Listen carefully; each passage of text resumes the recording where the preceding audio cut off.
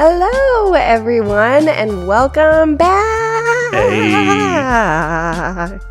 That was a lot. Did you like it? It's okay. Okay. I'm happy with it. Welcome back. This is our first episode since before Christmas. So first episode of 2025, episode 16.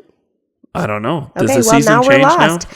I don't know. I No guess seasons. We're not doing seasons anymore. that sounds silly, but hate okay.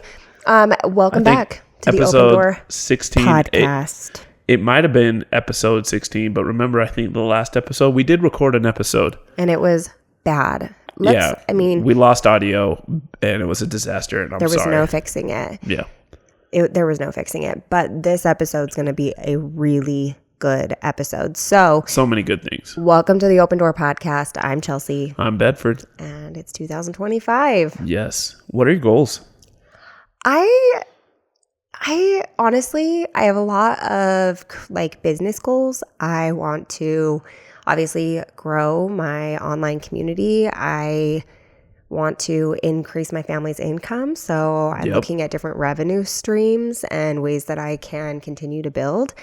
I love social media, but I don't want all of my business to rely on social media. So I want to be able to create something that lives outside. Yeah, that lives outside of that. Yeah. And I have so many ideas, you know that. I'm a really good idea-er, but I'm not a great executioner. So, which Bedford is a great executioner. So we make a good team in that way. So, other than that, I'm really just trying to be healthy. I feel like I've been burnt out and tired and, so those are some of the things that I'm working on this year. I want to travel a little bit more than we have in the past. We do. So, we have a couple trips planned. We do. And if we're calling a spade, we're kind of like, send it. We'll figure out how to pay for the trip later. Yeah. Listen, we've said this before. We'll say it again. We are in a YOLO phase of our life. We spent 10 years just strapped. Grinding so hard in jobs that we hated, or specifically Bedford. Trying to figure out how we were going to pay to live our lives. And we're stable right now. And we're kind of in a phase of life where it's just we've done all the things and we're just going to have experiences and take our kids places and we'll just kind of figure it out. And so far it's working. So, yep. Yeah. What are your goals? Oh, for me, it's going to be, I have one goal, actually maybe one physical goal. Okay. And then I have one personal goal and then a professional goal that I'm really close to. I don't know how to measure that one. So we'll start with the physical goal. The physical goal is to make it through 2025 without a major injury. This is an aggressive and lofty goal. I tore my calf and my hamstring and I broke my pinky. See this? It's all skittywampus. Was that in 2023? That was early 2024. Oh my gosh. Yeah, it was. No, it was late 2023. I think it was 2023. Yep. Anyway, it hasn't been a good couple of years. So I think for anybody that's had an injury before, it really sets you back in every area of your life. It's hard to feel motivated to exercise or even really get out and move your body. I currently nursing a back injury that I've had for years. And it just makes it hard to want to go do stuff because it's such a nuisance and it's painful and it's kind of discouraging. So setting a goal to not have that is...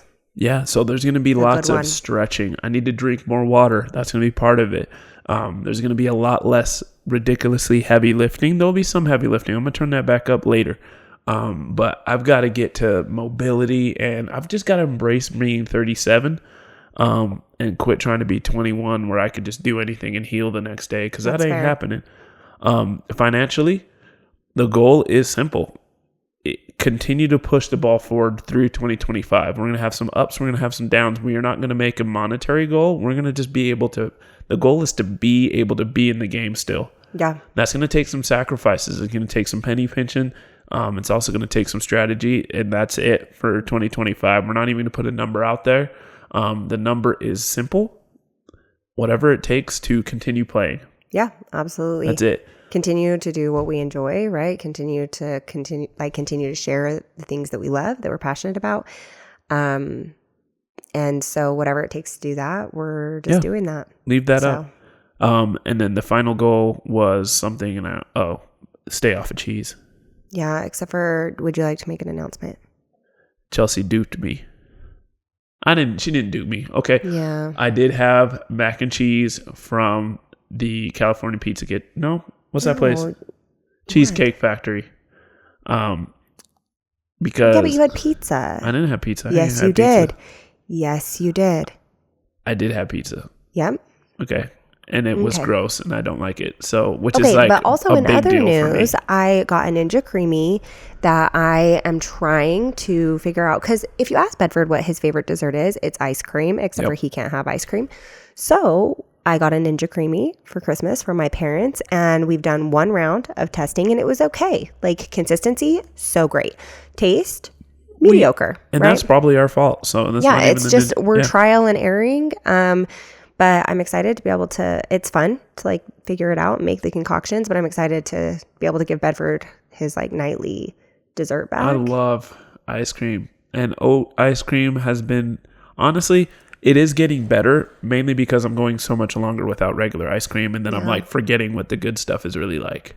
So I can see that. We're going to just not, try not to poop myself this year. That's all. That's a Super lot easy. of information, but that I'm grateful that that's a goal for you. Yeah.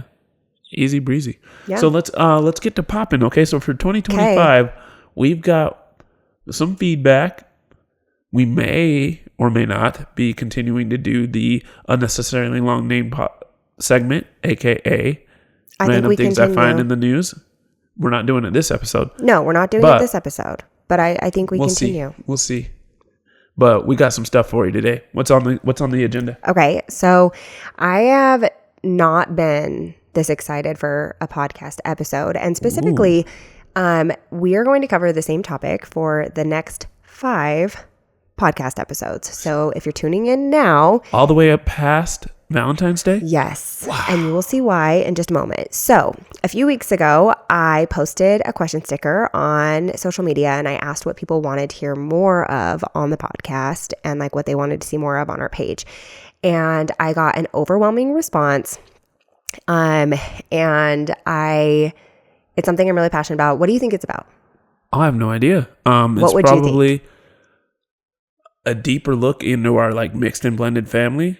Stepkids kind of thing, maybe black and white dynamic, kind of the normal stuff that we've pretty much always talked about, I'm guessing. Kind of. So if you don't know, and most of you probably don't, except for some of you probably do, because you're the ones that recommended that this is what you'd like to hear.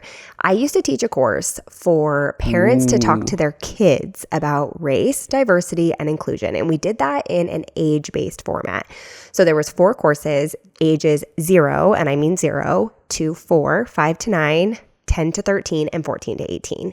And we explored different conversations that you would have with your children about race and inclusion and equity as their dynamics change and as the level of exposure changes as they get older, because you're not necessarily going to have a conversation about blackface with a 2-year-old, right? Won't make sense. Right. And so, how do you have those conversations? How do you give your children that exposure? So, I got lots of people saying, I actually got one specific response that said that they attended the courses and they loved the courses, but they would love to have those conversations and maybe some other conversations with you in the picture as well. Just so that they can like kind of glean what your experience was. Like, obviously you're a black man, but once upon a time you were a black child, right? Yeah. And like what those experiences felt like growing up and like what you think would be valuable or what we're teaching our kids. And so, yeah, so it's, I loved teaching these courses. I just couldn't upkeep them. They were live courses and I had to, every Wednesday go down and try to keep the house quiet and get rid of all the kids. Yeah, it was rough. And so we're hoping to turn them into an evergreen where it can just be a course that you learn about over time, but they are going to be really good conversations. So today we're actually just going to talk about some of the precursors or like some of the reasons that people are turned off to the idea of discussing race. And then next week when we come back, we're going to talk about ages 0 to 4. Okay. Precursor then. Yeah. So okay, so I think we need to drag it back just a tiny bit because we've got to put the lens on, okay? Yeah. And so if you don't know, me and Chelsea, we currently live in Utah. Correct. Okay? Not exceptionally diverse. Okay? That's all there is to it. I definitely lived growing up being the token black kid in my community. Okay? There was me, Matthew Jonasant. Okay? One time for him. He was the other black guy. And then in high school, there was maybe one or two more. But like, it was very weird growing up because nobody knew what to expect or what to do with me, honestly. Like, it was just kind of odd. And so now we've had opportunities to have those conversations over and over and over again.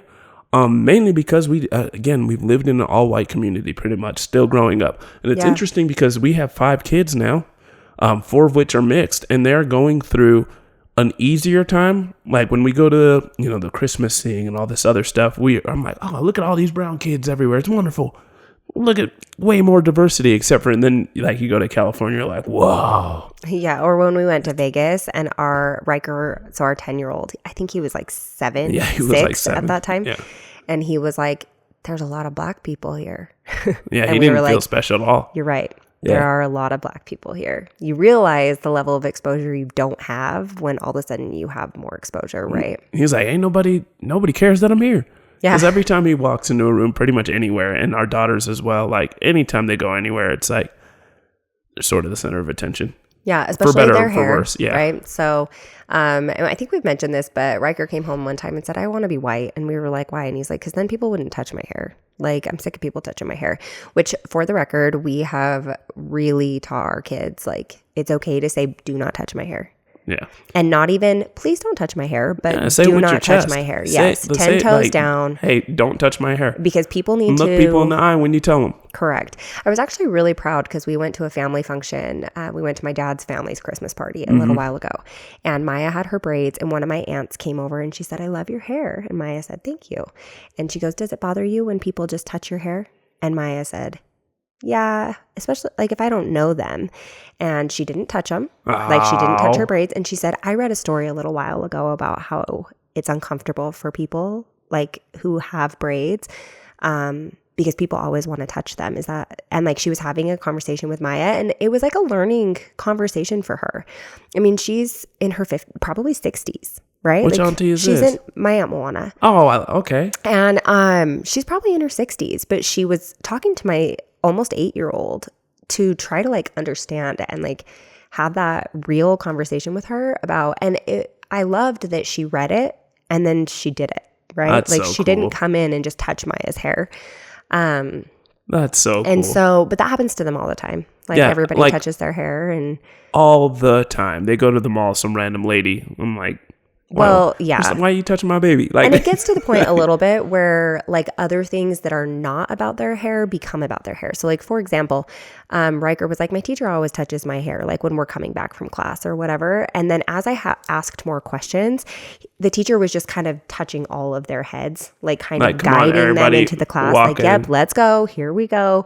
But she was touching everybody's head. But because everybody touches his head, he's so done. He's super sensitive about it. And so he, was like a little bit bothered by that. And like once we had the conversation, he was like, oh, okay. It's like, no, she's actually touching everybody's head. But we want our kids to understand like when it matters, like when to say, please don't do that. And of course, I told him, I said, if it really bothers you, you can ask your teacher not to do that. Right? Which he didn't, because he loves that teacher. Yes. That teacher was one of the greatest teachers of all time. So, I mean, that being said, though, our kids are, I think, having a different experience than you did. Oh, for sure. But still, like, very... they're still very much the minority here. Oh yeah, it's not. There's exceptionally the minority. It's a lot different, right? Because my kid, especially Rye, like I remember we signed up for soccer and we showed up. No, it was football. Showed up to the team and he was like, "Oh no, I'm the only brown kid here," and I was like, "Oh, that's weird." Yeah. Now that was just my whole existence, and it was really hard for him. Yeah, he didn't literally like was like, "I don't know if I want to play," and I was like. And I asked him, like, what about that bothers you? Like, I want to have a conversation with you about it. Because something I've learned as a white parent to brown or mixed children is that, like, sometimes it's easy to be dismissive and be like, you're fine. like, but it's been really important to me to have those conversations. And so I asked him, like, what about that bothers you? And he said, well, it makes me uncomfortable. And I said, okay, what about it makes you uncomfortable? And he said, I don't know. And I said, well, then let's talk about it. Let's talk about why you feel a little bit uncomfortable. And we had the conversation. And I think,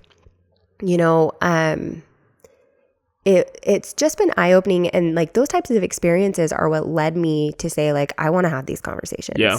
Right.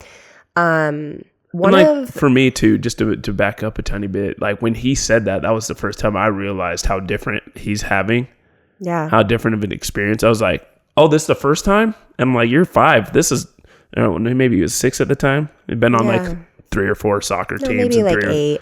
Yeah, been on a bunch of soccer teams, been on a bunch of football teams, and this is the first time. And I was like, oh, I've never had a black person on my team. Right. I don't even know what that's like, which means I wasn't on high-level teams. It is what it is. I guess I wasn't that player. But, like, I was like, oh, you're living different than me, because that was always the norm. I was the only person on the court, period, you know, maybe in the league. And so I was like, okay, we're living a different and maybe a better experience, but it's still a little awkward sometimes for me. Yeah. Well, and I think that, the realization though, that a lot of the things that my kids were experiencing from other children specifically, were happening because parents weren't talking to their children. Oh, 100%. And so, kids ask my kids, our kids all the time, like, why are you brown? And they have to be like, all right, well, here's the thing. My dad is black and my mom is white. And so I'm brown. And like we've actually told them as well, like if they don't want to answer that question, they don't have to. They can just say, because I am. Yeah. Right. But the fact that, Riker's in 4th grade and kids are still asking him why he's brown. Here's the thing. It's an innocent question for a child. However, it's not an innocent question for a child to their parents, though. Right. And that's what I'm saying is, like, for a child asking another child, that they truly just don't know. Like, and so it's a problem, not because of the child, but because they have parents that are not having those discussions at home.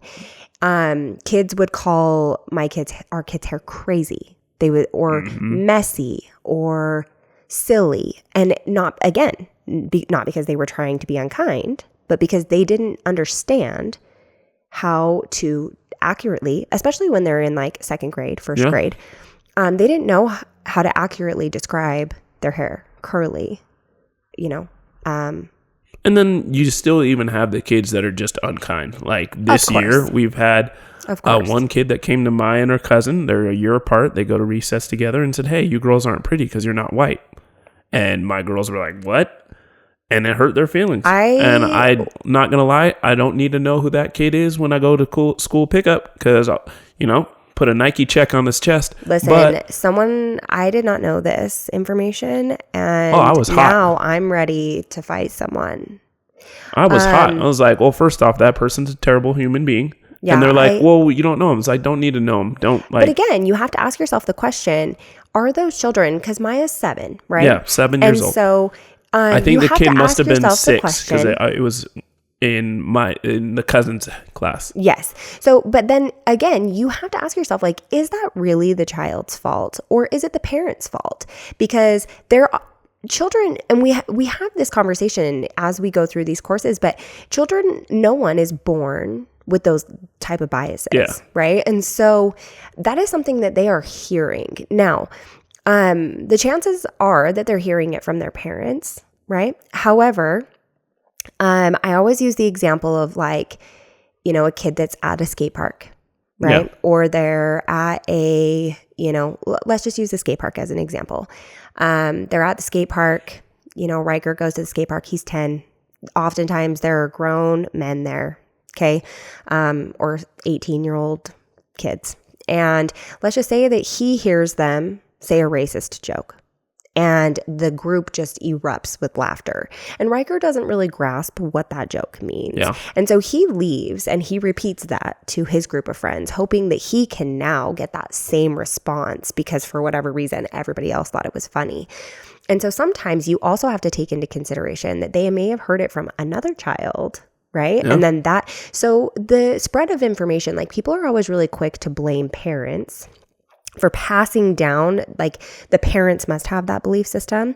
But a lot of the times, again, it's the lack of education from the parents. Like even if you are not teaching your children that, if you're not teaching your children something else, then when they hear it from another child or a teenager, they're just going to say it because they don't know better. And so the education piece is really what's missing when it comes to children really learning to be allies as children. And I think a lot of times, parents aren't proactively teaching these things. Could be some crazy uncle, could be all kinds of people, whatever they saw on TV. Correct. But you know what? They're not doing proactively preventing those things. And we're actually going to get like much deeper into that next week, because one of the biggest things that people say is like, well, I don't talk to my kids about it because they're kids. Like they are inherently good. They're inherently kind. Like we don't talk like that at our house. So my child would never, right? And people say that for all ages. They'll say it for their little kids. They'll say like, oh, my kid would never say the N-word. And then all of a sudden, you know, I have this conversation where I'm saying like, no, a lot of kids say the N-word. And I have a lady that lives in our neighborhood that approached me and said, I listened to you say that. And I thought, no way. But then I started working at a high school and I hear it at least 25 times a day. And she's like, holy crap, you're right. Yep. And she was like, I thought to myself, like, there is no way that kids are just walking around saying the N-word. They know better, right? Nope. No, they don't.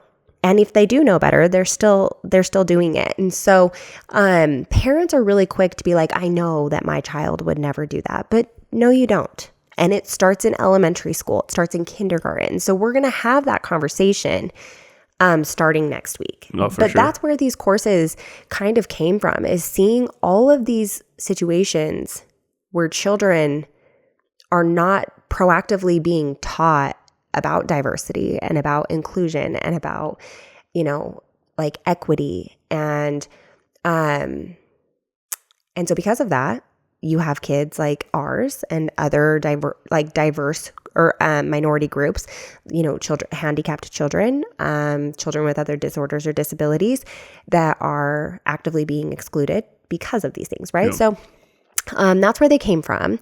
I wanted to maybe ask you, like, what do you think in having conversations, because we've had conversations with white people over the years, right, about race that maybe haven't gone well. Yeah. And what do you think it is about this conversation or this topic that makes people not want to have the conversation? It's uncomfortable. Yes. And so having an uncomfortable conversation is always awkward, right? So that's the number one thing. And people don't like to be uncomfortable. Unfortunately, any type of growth that happens physically, emotionally, mentally, tends to be coupled with a little bit of being uncomfortable. So that's the number one thing.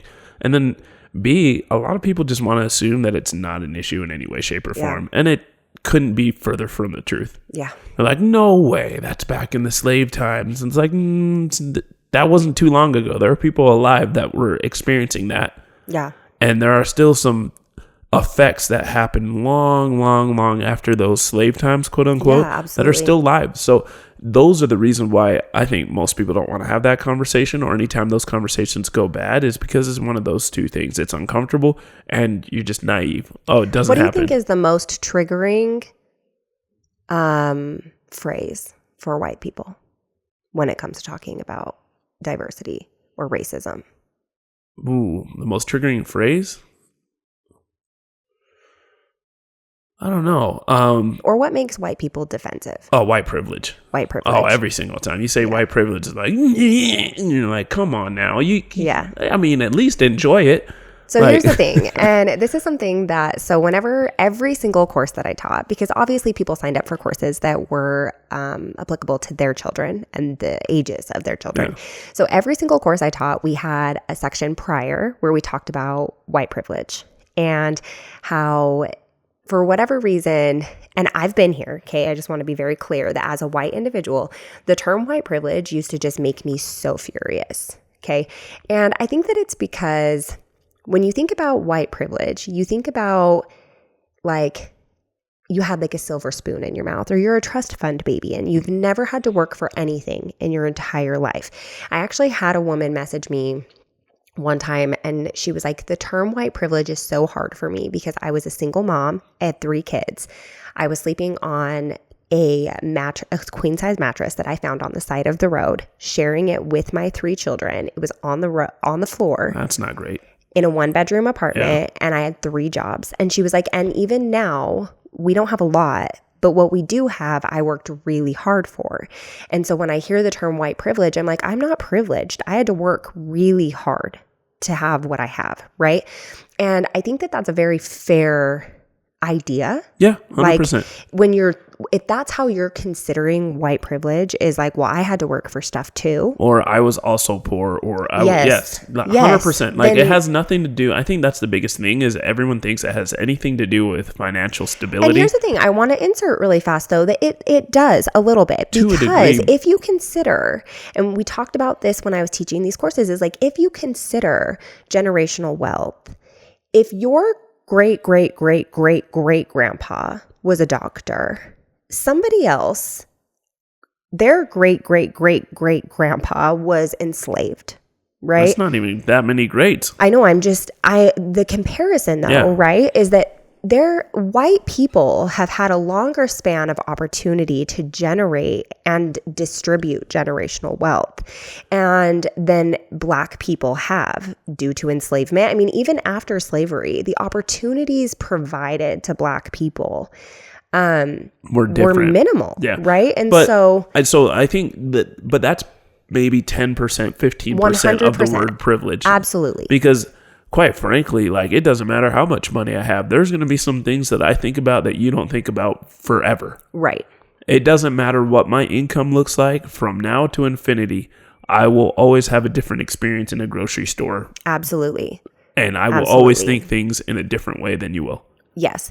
And so, white privilege is really asking yourself, what do I not experience because I'm white, right? Not what do I have, or not how hard have I worked, or how hard, how much money do I have? It's more, what experiences do I not have because I'm white, right?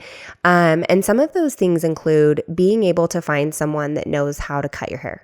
Yeah. Okay. Now, again, caveat, I understand that there are some white people, a lot of white people that have very, very, very curly hair that might have a hard time finding a hairstylist, right? However, I'm going to come out on a limb and say that almost all Black people have hair that needs specific care. And finding somebody that knows how to care for your hair.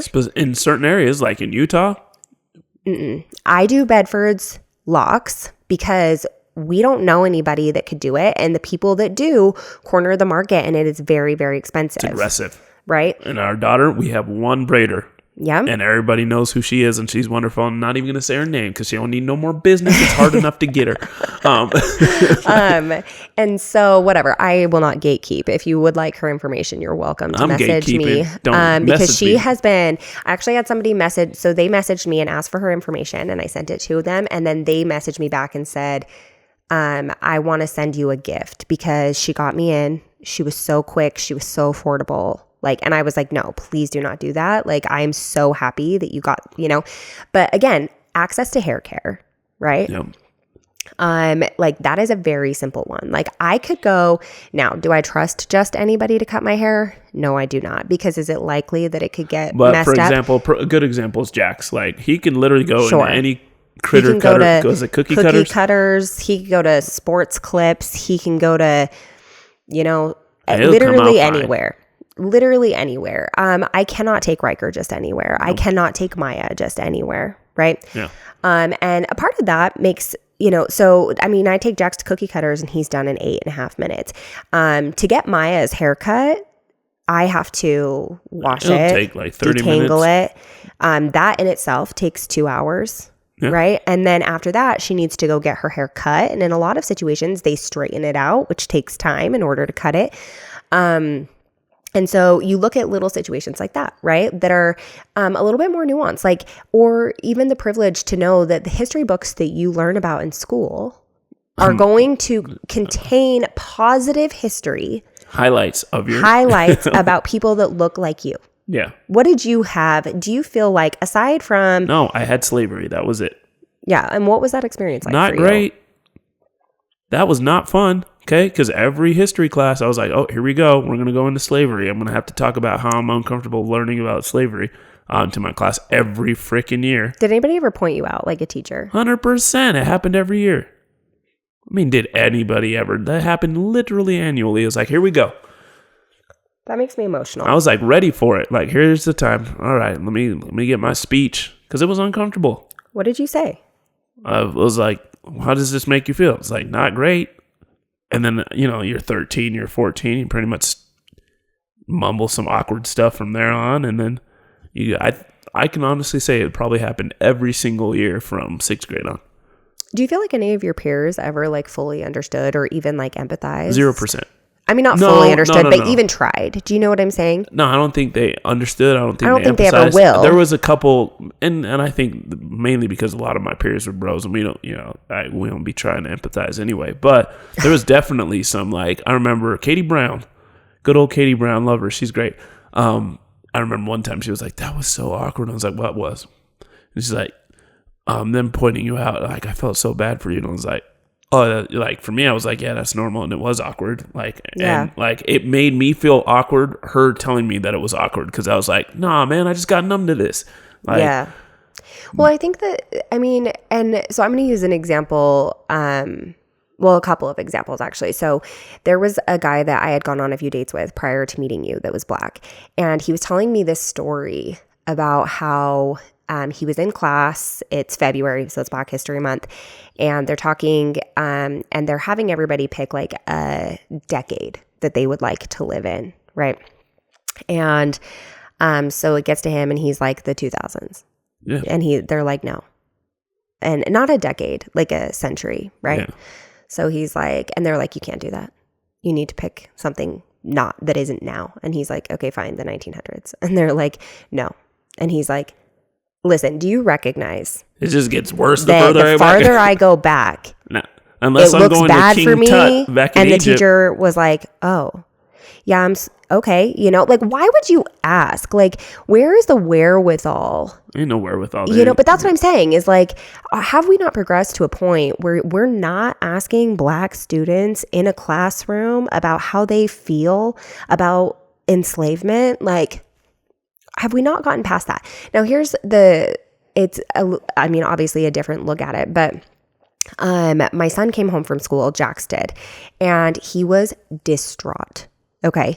And distraught. And I was like, what is going on? Like, I thought, something horrible had happened. And he's like, we started reading this book in English. And he was like, and it's about slavery. And he's like, but it's children. Like, it has children in it. And he's like, and I don't genuinely think I can handle this. Now, obviously we sat down with him and we said, you know what, bud, I did. Okay. We were in the car and I said, how do you think Black people would feel having to read that book? Right. Like, knowing that was their ancestors. And he's like, well, all I can think about is my siblings. And so I think that without you, Jax would never, like, if we didn't have what we have, if he didn't have that relatability to say, like, that could be my siblings, that could be my dad, if he didn't have that, it wouldn't hit the same. And that's what we're trying to reach. We're trying to reach a point where parents are talking to their children so that their children are making connections with other people, so that when they're hearing about enslavement or when they're reading these books, it's hitting hard. And I didn't want to erase, like, I asked Bedford, which it didn't go well, but I was like, will you just talk to Jax? My point was never to erase his discomfort, because being uncomfortable as a white person in this like conversation is so important. Yeah. And I wanted him to feel that. As a 13-year-old, I wanted him to be uncomfortable. I wanted him to realize the privilege that it is that we're not reading history books about, us. Yeah. And how we were sold and killed and, just all devalued. Of those things. Yeah. And dehumanized. And that's a privilege. And I wanted him to feel that. And of course I talked to Bedford, and Bedford was just like, yeah, that sucks. Like, because he's been there his whole life. Right. So I was kind of like, I'm not sure what you want me to help, like, do. I just thought for me, I just felt like he needed to have, like, I didn't want you to, and I think we could have had that conversation differently, but it just didn't work the way that it did, or the way that I thought it would. But I didn't want you to comfort him as much as I just wanted you to, like, help him realize that has always been your experience, right? No. Like, because I wanted him to understand that.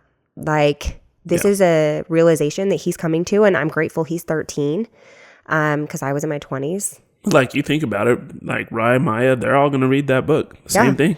Yeah. Like, and they're going to have probably a very similar experience and be like, dang, that could have been me. Yeah. Like, that's hard to sit through. Right. Like, oh, I'm so glad my number in heaven or whatever was called this late. Right. Exactly. That would have been me for sure. Like, exactly.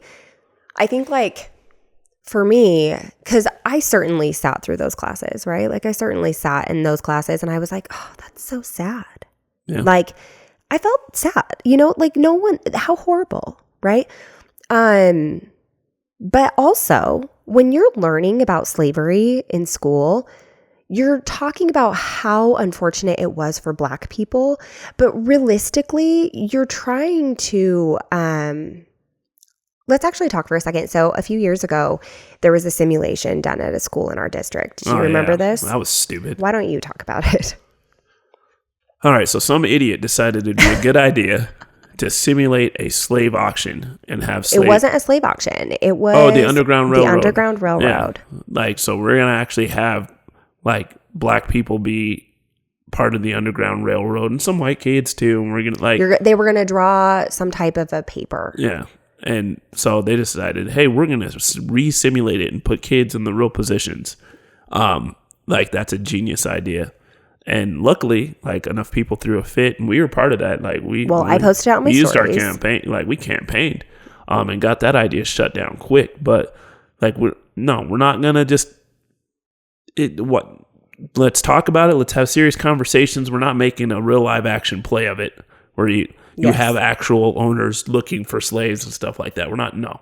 Yes. So there were a lot of things wrong with it. The first thing is that they were slave owners, right? Which as I've grown, I've learned that, like, we're talking about enslaved people and, like, plantation owners, right? Yeah. So, like, even using the term slaves for me is kind of hard.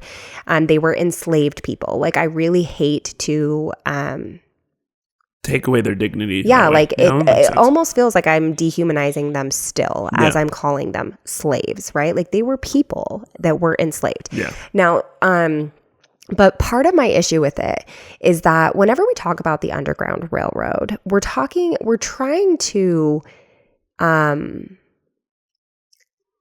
make white people, like, put white people in a good light, right? Because we're saying, like, to a degree, yeah, like, look at these white people that were saving these people because they were letting them hide in their homes, and that's kind of the light that they were trying to shed. Yeah, which bravo for those individuals. I ain't gonna rain on your parade. Y'all did a good job. No, 100%.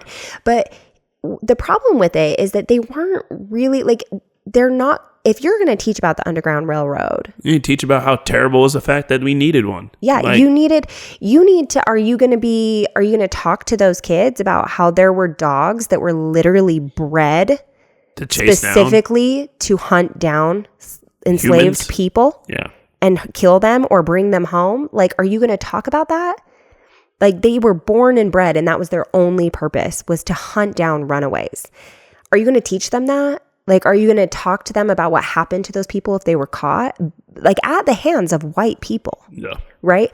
And so this reenactment was essentially to shed light on white people that were still doing, like, that they were the good guys. It was like the highlight reel of slavery for white people. Right. And so, again, when we're talking about white privilege, I don't remember... When I was learning, when we were going through slavery as a whole in school, I don't remember anybody saying, like, now, wasn't this horrible of white people, right? It was literally all just about the inflicting pain for Black people. And so it never really even sat with me as a white person, the privilege that I would have had at that time to not even have to consider that could be me. I wouldn't have even had to think about it. Yeah. I would never, because I didn't have to, because they do their best in school to take that weight off of you as a white person as you're learning about all of these things, right? And so that in itself is a privilege, is as you're going through Black history, Black people don't, I mean, I think it's getting a little bit better, right? We're learning a little bit more about like Black businessmen or Black scientists or inventors, right? That was No, non-existent. that didn't happen for me either. Only Black history was bad history. That's all it was. Yeah, it was only, so the ability to know that you're going to go to school and that the curriculum is going to include white people who have done amazing things throughout history, that is a privilege. Yeah. Now, that's not to say that you are financially privileged or that it is a privilege that you experience as a white person to know that you will have that education. Yeah. Right? Well, and even simple stuff like to see yourself in media. Right? Absolutely. Like I remember, and I did not see this coming. Like we're at the Avengers movie. You remember this? Yeah. Okay. Watching it. It's not Avengers. It's Captain America. Yeah, Captain America, right? It's the one where Black Panther shows up. All of a sudden I'm like, hold up. Who is that guy? And Black Panther pops out. Now I am a full-grown adult. Full-grown adult, okay? Last superhero I got to see was Static Shock and Blade, okay? Not a great list. I mean, a great list, but still, they old. All of a sudden, Black Panther comes out. I'm like, oh, gee whiz. I'm like, yo, Chelsea, holy crap. Obviously, it was my favorite superhero right off the bat. Like, it's like, this is nuts. And like, shouldn't have mattered. Like, for me, I'm 35. I'm watching 30. Well, maybe I'm 30, 33, 30, watching a movie. But like that moment sticks with me today because I was like, yo, and I was like hyped and the blood was flowing. I'm like, I can't believe it. On the same level of Captain America, ain't that? It's always a white guy. Like, he's always a sidekick, right? And then all of a sudden, I just remember like that was huge, right? Yeah. And then obviously watching all the Black Panthers has been like super cool. And then seeing all the little, like, I remember in Thor Love and Thunder where the little girl has braids just like Maya. And I was like, Maya needs to see this movie. Yeah. Or like, maybe like your experience taking Riker to see Spider-Man. Oh yeah, that was fire. Into the Spider-Verse. Someone told me it was good. I was like, all right, cool. But Chelsea ain't gonna like it. So obviously I'm gonna go with the boys. And then Miles Morales is this black kid with like Hispanic culture and all that. Afro. He's got an afro. And then I'm like, you see this? It's crazy. And like, obviously it was done and it was a cartoon, but it was incredible for me to be like, look at these sweet black cartoons that are like good people that you can look up to. Cause it's like, well, it's like superheroes are for boys, right? I mean, I'm not saying for everyone, right? But in a large way, superheroes for boys are a big deal. Yeah. Now, that's not to say that boys can't also love princesses because, princesses are, but it's like my girls, Maya has asked, like, why is Tiana the only black princess? And I'm like, that's a great question. Because Disney wasn't messing with us until that. That's all there is to it. And so obviously you can look at better inclusion over time. Like you have Tiana and now you have, and Pocahontas, right? At the time, but there was still some representation in there that people aren't super thrilled about. But now you have Mirabelle and Raya, right? So Mulan at the time. So it's like there is a little bit of representation. Technically, we got to shout out to Nala, okay, the first black queen. Yeah. But like that was it. Like the Lion King was like the only black. Yeah. And it like kind of wasn't at the same time. They're like, it's a lion. Yeah. it's an African, but it's not. It's like a white African lion. Right. And so it's like as a boy growing up, and having to ask yourself, like, why is every because for a little boy, superheroes are way real. Oh, yeah. Like, they're freaking real. For me, I'm like, I'm sure there's an Iron Man somewhere. Yeah. And I've seen the guy with the flying suit. To ask yourself, like, why are all the cool guys with the superpowers that are saving people and doing dope stuff, why are they all white? Yeah. Like, that's a rough question. And so, again, the privilege that it is to have representation and have always been represented. Like I have always been represented as a white girl growing up. Every princess looked like me, right? Like I could put on a red wig. I was Jasmine for the record, for Halloween. Okay. Right? I could have put on, my mom didn't get me a Your parents let you wig. wear the top and everything? Mm-hmm. Ain't no way. But listen, I had the haircut that you make fun of. And my mom didn't get me a wig, which was rude. And she did my makeup crazy. But I was still Jasmine. And guess what? If I would have put like a drag queen version? Kind of. But listen, if I would have gotten a brown wig, I still would have been Jasmine. Okay. You know what I'm saying? Yeah. Like, and I've told my girls, like, you want to be Elsa, you can be Elsa. Okay. Like, that's fine. Okay. Because you can be whatever you want. Yeah. But my daughter was like, I can't be Elsa. She's white. Like, that doesn't ride with her. She's 7. Yeah. And in her soul, she's like, that doesn't feel like me. Right. Who's the new one with the Asha? Yeah. Asha was dope. Listen. You look just like my baby. Maya never wanted braids until she saw Asha. And then she was like, get me braids. Yeah, how come I don't have them already? What's going on? But again, you have to ask yourself, it's because of representation. Like, she doesn't get to see other people with braids. Like, she doesn't see that. Like, she's seen it in your sisters, right? That's about it. That's it. She doesn't see it at school. She doesn't see it at the doctor's office. She doesn't see it anywhere. And so to see it in a movie, she was like, I want it. Like, and now she loves them and she never wants to take them out, and it's a little bit of an issue, but that's okay. You know? Like coming out this weekend. Yes. Oh. Like, she'll wear them forever. I have to be like, babe, let's take them out. Let's take a little bit of break. We'll go get them again. She's like, no. So when we're talking about this, as we're going into these episodes where we're talking about how to talk to our kids, when we talk about privilege, that feeling of like, the initial feeling of like, hold, stop, like, I feel defensive, you don't need to feel that way. Yeah. Okay? Like, being white, sometimes you'll hear people say, like, you're just trying to make me feel guilty for being white. Like, I feel guilty that I'm white. I don't. Yeah. Okay? This is how I was born. I didn't have a freaking choice. Okay? Like, this is who I am. And I'm okay with that. Like, I'm happy with my life and who I am. However, I have this knowledge now that I'm not trying, like, I've worked really hard to do my own research and read the articles and watch the shows and like have the conversations. Like, but I don't feel guilty that I'm white. I just recognize that I have these privileges because of who I am.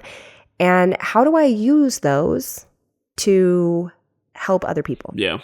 Right? Well, and like, we've talked about it. There's some things like, for example, I had a boss one time, really hilarious guy, but to get out of getting a ticket, right? He was getting pulled over.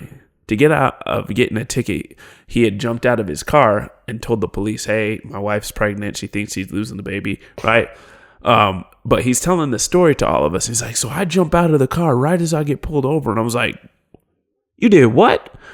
And me and there's a Latino, okay? Me and Abe, we're like, hold up, how'd you not get shot? Like, because I ain't jumping out of nothing, okay? Yeah. Like, I get pulled over, my hands are super high, okay? And I'm having a very, very, very calm conversation. Ain't no way I'm jumping out of a car. Sure. And running to the police officers. That ain't never happening, right? And so those are kind of things where I was like, wow, you don't even, like, sometimes I'm like, you didn't even think that was a concern? That's insane. No, absolutely. Like, I think, so my first experience, I don't even know if I've shared this on the pod before, but my first experience where I was like, this is freaking real. Okay.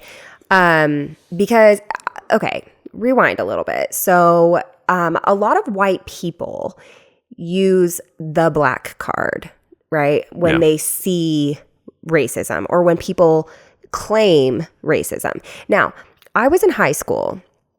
There were 2 black kids in my class. Yep. Okay. And I want to say it was my sophomore year, and we had just come back from lunch.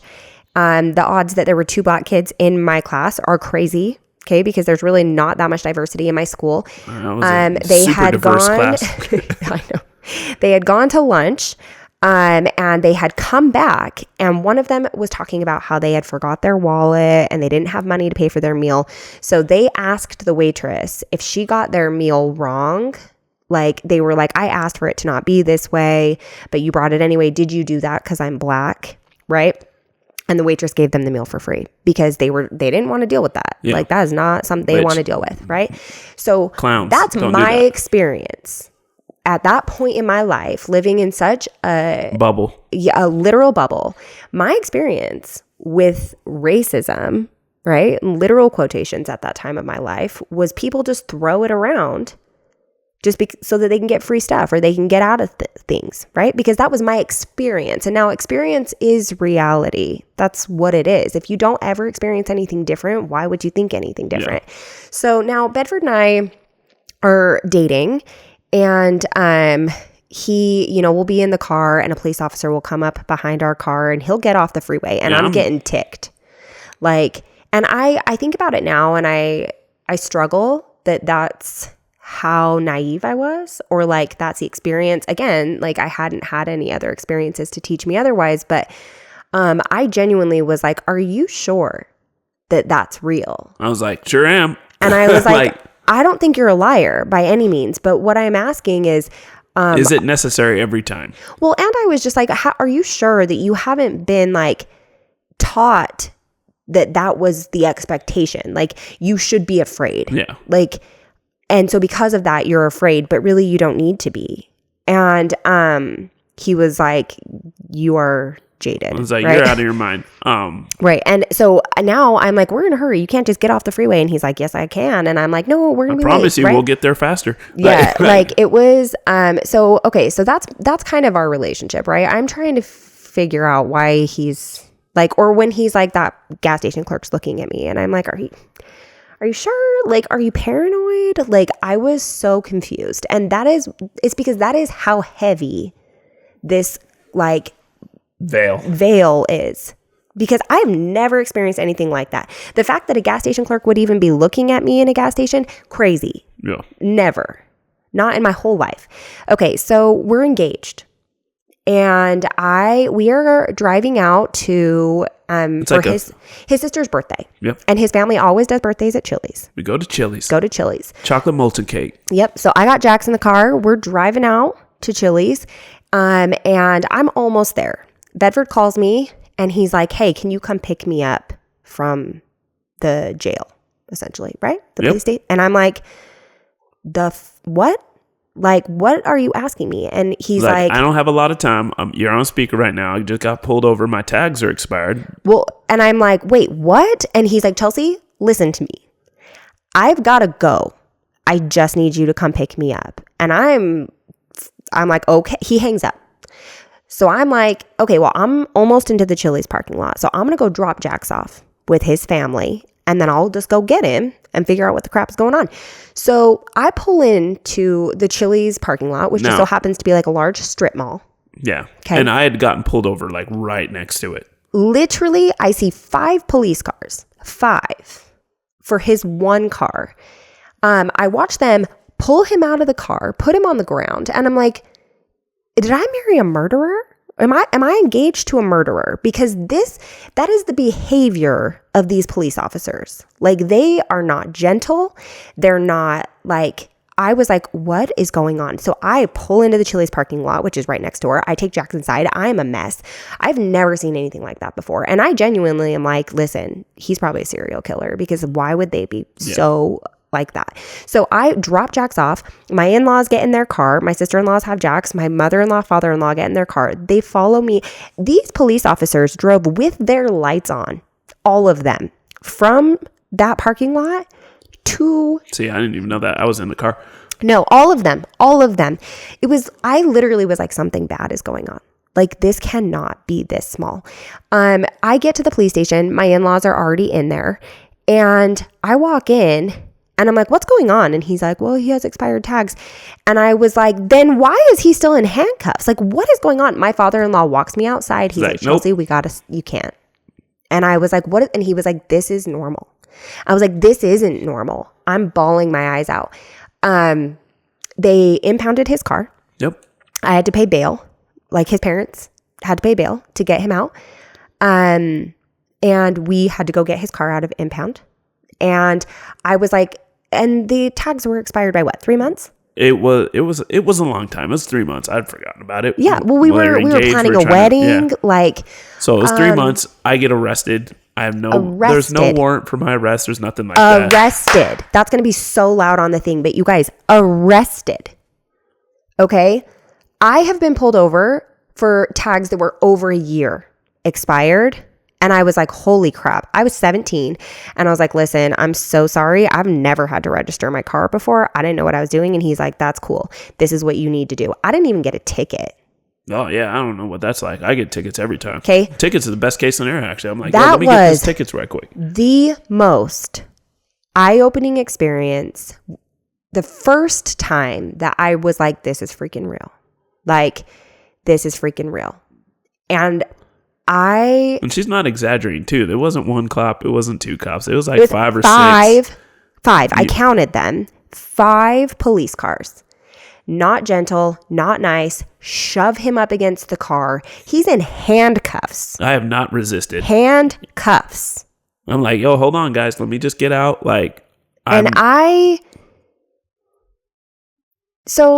And essentially, the guy who arrested me was like, yeah, do you have nothing on your record? Just the simple fact that I called this much backup is the reason why you're getting arrested. I'm like, oh, sweet, thanks. So you assumed that I was an issue? They saw a black man in a car at night, right? And Bedford has said before, I understand a little bit because he's like, listen, there's been times where I've had run-ins with police officers that were smaller. Sure. Okay. I'm fairly big. Okay. I'm not tall, but I am strong. Okay. He's a big guy. Right. So there's been times where I'm squatting 500 pounds and bench pressing 300 for reps and stuff like that. Right. I used to be huge. Now I'm just old.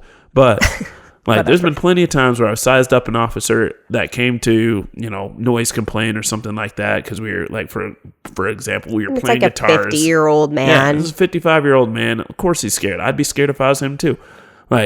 If it comes fist to fist. Fist to fist, he losing. He got to be. You better pull the gun. Now, obviously, I know he has a gun.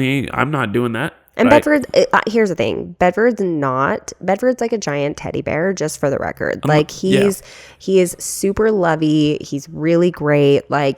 He's not a conflict person. He's not a physical person. He's just very, and so that, I want to insert that so that you understand that it's that's who he is as a person. He doesn't even present as I have, ill intentions. That's not, it's literally just because of what I look like, what he looks like, right? I'm big, strong.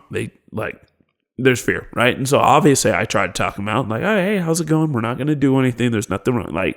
And there's been plenty of times where you see the fear go away, and that's finally when I'm cool. Because if they're scared, there is nothing scarier than talking to a police officer that's scared of you. Yeah.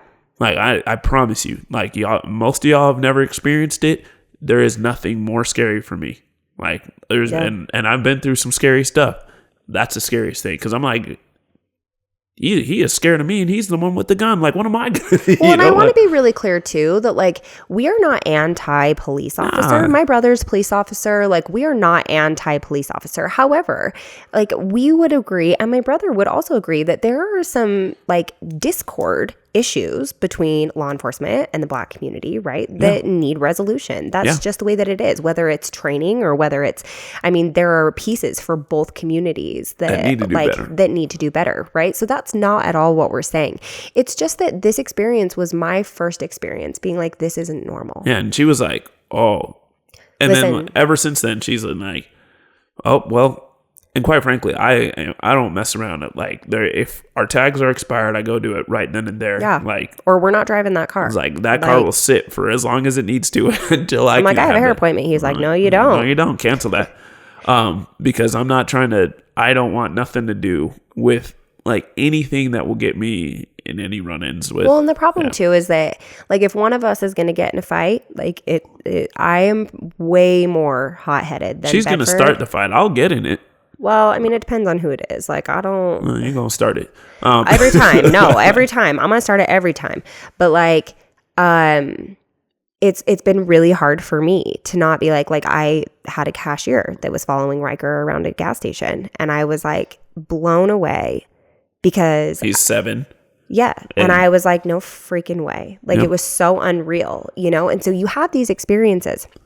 And really all of that to say that like, as we're having these conversations, there's this as a white person, right? So these courses were obviously meant for white people with white children or even Black children, like whatever. But these were never made for Black people, because what I have to tell you is not anything that you haven't heard, experienced, lived, right? Seen.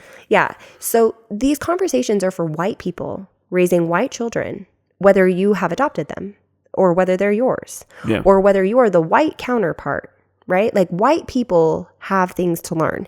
And I'm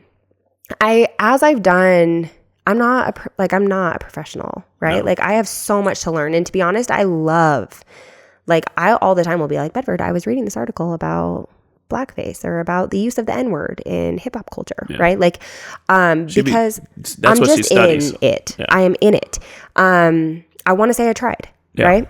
And so I wanted, like, that's what this was for, is for white people to do the learning. Now, as I've done it, I have been hit with like waves of discomfort. Yeah. Like this is very uncomfortable for me. Some of that comes from the fact that I have to admit that I've lived this like life that feels sheltered almost. Like I almost have to be like, was I an idiot?